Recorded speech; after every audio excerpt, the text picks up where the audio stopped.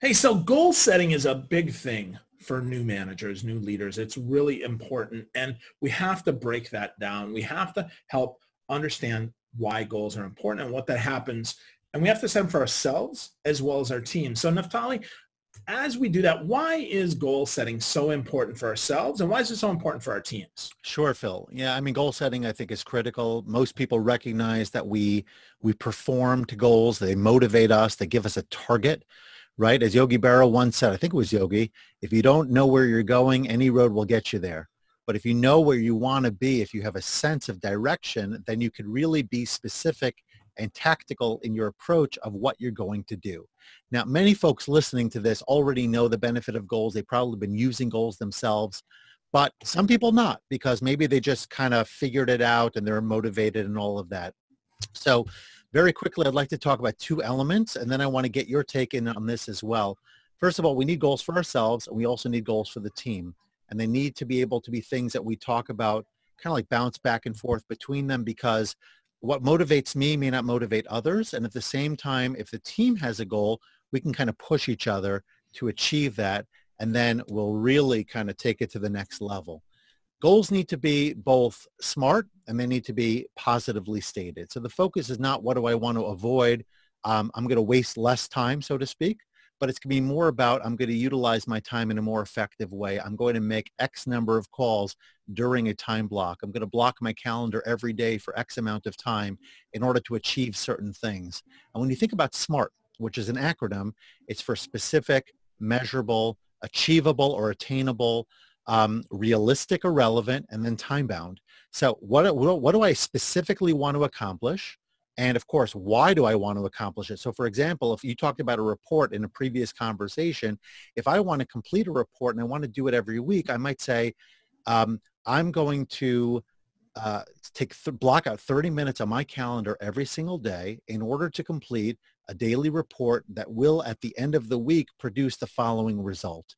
And that's time bound because I'm giving a time amount to it. It's relevant and it's motivating because I need to do it in order to provide the report to my higher ups, if you will. And most importantly, it's measurable. I know exactly if I did it or not by looking at my calendar and by looking at the report that I created. So if it's positive and it's smart and has a framework around it, that's going to motivate you and it's going to give you something very specific to work on that's going to drive results. Now, Phil, I wanted to hear from you about lead indicators and how do you use those in order to push your team forward and really drive results? Sure. Well, lead indicators are those things that help us get out in front of things before they become a problem, right? Lag indicators after the fact, not as useful. That's great that we know them. I mean, it's important, but lead indicators really help us drive attitudes and it helps us drive behaviors, which then leads to competency. Really important. So if we look at those lead indicators, what is the components of the bigger goals, of the lag indicators? What do we do every single day? What do we do every hour? What do we do every week or every month to make sure that we're achieving those bigger goals, those bigger rocks? Now, sometimes that means some little things don't get done. There's no lead indicator for answering email. Let's be really clear, right? There's no lead indicator for how many trips to the toilet did you make? None of those sort of things, right? Like real lead indicators, really, really important. So we'll break those down. We'll talk about them more in the webinar, but just understand that lead indicators are predictive of how you're going to perform. And a lag indicator is how you did perform. And you want to focus more on the lead than the lag. You want to manage to the lead more than the lag. And you want to focus that energy and your precious, precious time on those lead indicators and make sure that your team is locked into those as well, because you can't always control the outcome. You can control the effort. Nice. Well, I'm looking forward to this conversation. It's going to be great. So much that we've been talking about, and we feel like we're just sort of rushing through these conversations just to get something in there to give you a taste, but the real meat and the real substance is coming up in that webinar.